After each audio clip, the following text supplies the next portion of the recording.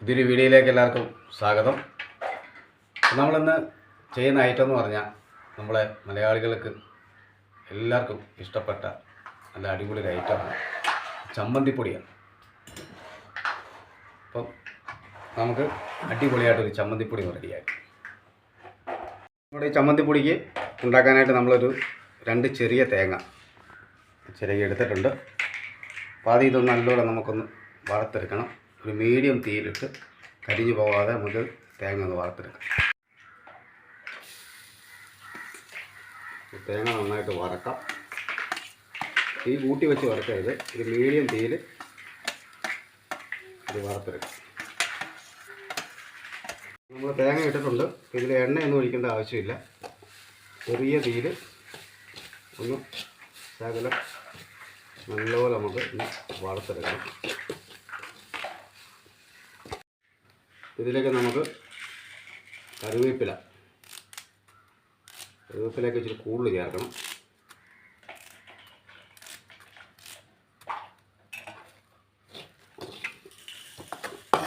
നല്ലപോലെ നമുക്കതൊന്ന് വറുത്തെടുക്കാം.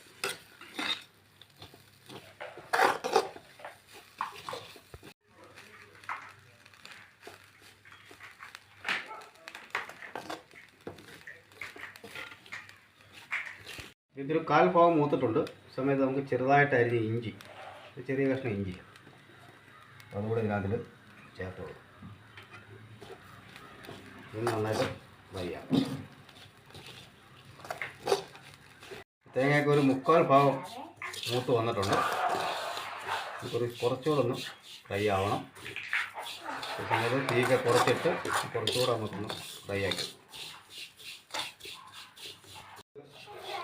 മൂത്തിട്ടുണ്ട്.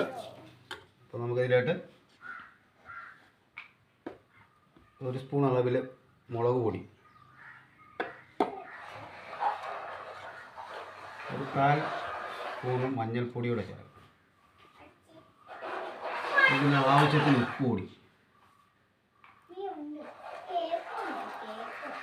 എല്ലാം നമുക്ക് നന്നായിട്ടൊന്ന് മിക്സാക്കാം. നമ്മളോട് ഒരു ചെറിയൊരു നെല്ലിക്ക വലുപ്പത്തിലുള്ള വാളംപുളി ചെറിയ പീസാക്കി വെച്ചിട്ടുണ്ട്. അപ്പോൾ അതുകൂടെ നമുക്ക് ചേർത്ത് കൊടുക്കാം. അപ്പോൾ ഇതെല്ലാം കൂടെ നല്ലപോലെ നമുക്ക് തീയൊക്കെ ഏറ്റവും കുറച്ച് വെച്ചിരിക്കുന്നതാണ്. നല്ലപോലെ ഒന്ന് ചൂടാക്കി എടുക്കാം. ഇതെല്ലാം നന്നായിട്ട് മൂപ്പിച്ചെടുത്തിട്ടുണ്ട്. തീ അങ്ങ് ഓഫ് ചെയ്തിട്ടുണ്ട്. പിന്നെ ഇത് നമുക്ക് ചെറുതായിട്ട് തണുത്ത ശേഷം നമുക്ക് ഒന്ന് പൊടിച്ചെടുക്കണം.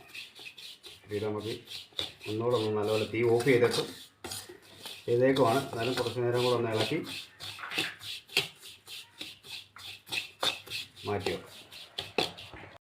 അപ്പോൾ നമുക്ക് ഈ ചമ്മന്തി ഒന്ന് പൊടിച്ചെടുക്കാം. നമ്മുടെ ചമ്മന്തിപ്പൊടി നമ്മുടെ ചെറിയ ജാറിലോട്ട് മാറ്റാം.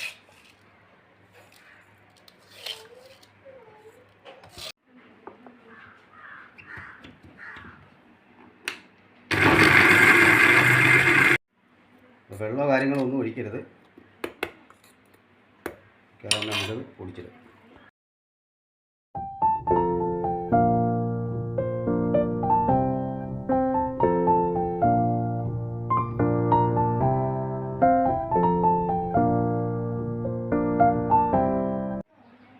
അപ്പോൾ നമ്മുടെ ഈ ചമ്മന്തിപ്പൊടിയുടെ വീഡിയോ എല്ലാവർക്കും ഇഷ്ടപ്പെട്ടു എന്ന് കരുതുകയാണ്. ഞങ്ങളിവിടെ ഇപ്പോൾ ഒരു ചെറിയൊരു അളവിലാണ് ഇത് എടുത്തിരിക്കുന്നത്. അപ്പോൾ നമ്മൾ ചോറുണ്ണാനൊക്കെ നല്ല പറ്റിയ അടിപൊളി ചമ്മന്തിയാണ്. അച്ചാറൂടൊക്കെ ഉണ്ടെങ്കിൽ നമുക്ക് വൈകുന്നേരം ചോറുണ്ണാൻ ഈ ഒരു ചമ്മന്തി മതി. എല്ലാവരും ചെയ്ത് നോക്കുക. വീഡിയോ ഇഷ്ടപ്പെട്ട ഞങ്ങളുടെ ചാനലൊക്കെ ഒന്ന് സബ്സ്ക്രൈബ് ചെയ്യുക, ഒന്ന് ലൈക്ക് ചെയ്യുക. അടുത്തൊരു വീഡിയോ ആയിട്ട് നമുക്ക് ഉടനെ കാണാം. അതുവരേക്കും ബൈ.